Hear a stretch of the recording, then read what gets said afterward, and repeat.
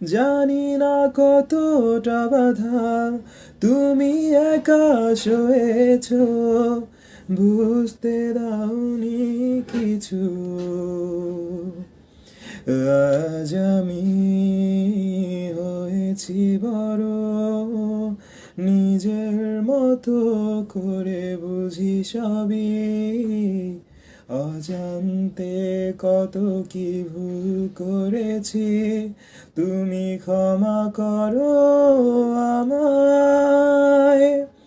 বাবা তুমি আমার যত খুশির কারণ, বলো তোমার মতো করবে কে শাসন। বাবা তুমি